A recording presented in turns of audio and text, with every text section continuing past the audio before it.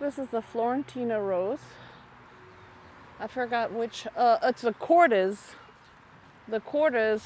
brand Florentino rose. So we got a lot of white peaches this year. I'm excited about the white peaches, and some of them have already fallen. Oh, look, it's a twin. That's weird. Double butt. It's a double butt peach. This peach had lots of diseases last year, but it's recovering. This is the first year for nectarines. Last year, the few nectarines that showed up just fell off. This is the early golden plum that died, and we just replaced it with the same exact thing that was given by the fruit tree company. We have a lot of apples growing on the upper branches of this tree here. I think this is a Macintosh. We didn't order a Macintosh, we ordered a Matsu apple, but they sent us the wrong tree, which sometimes happens, apparently, when you do the mail order thing. I didn't prune any of the apple trees, so I didn't know. They're a little crowded. This looks like it's leaning a little bit, like, or is it my imagination? Is the cage leaning? This is a sweet Stella cherry. Doesn't need a pollinator, apparently. So there's only one. This is it didn't have any plums this year, I'm surprised. But it's a very young, this is the second year for a Shiro.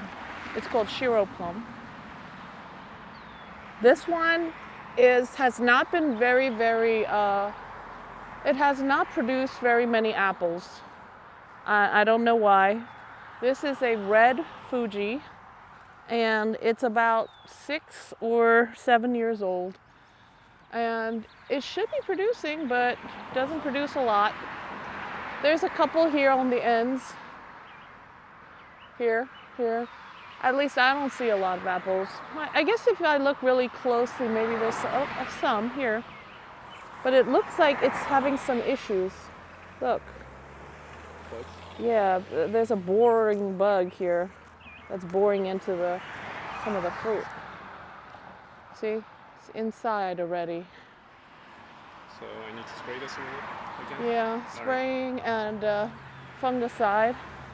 We didn't want to spray, but when we don't spray, we'll get 1 or 2 apples, which sometimes you just wonder what's the point of all this maintaining these trees if you don't get anything.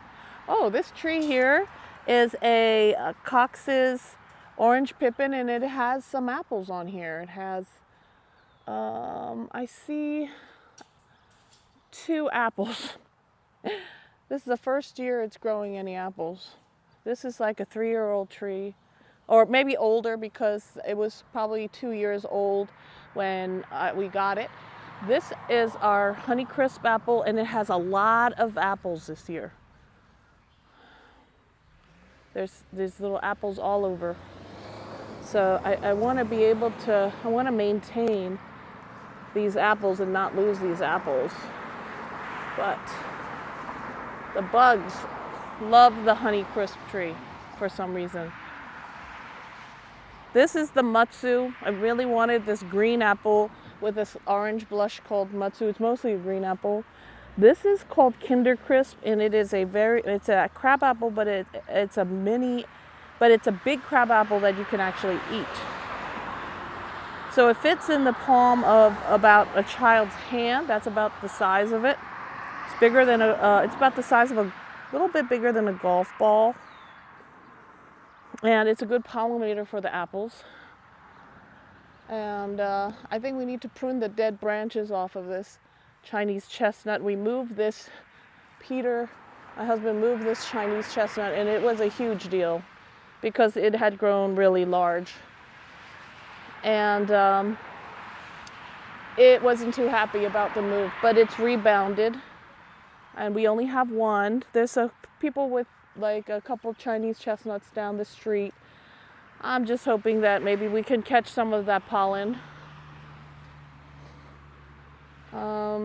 This is actually a wild rose that we found growing on the property. And it's a dog rose. And it has pink flowers normally. I'm just waiting for the pink flowers. And they're very fragrant. And just very simple. I think they only have about 5 petals. But, I put that here because I was thinking about my dog, and it's a native rose. So I just, instead of throwing it out, I held on to it.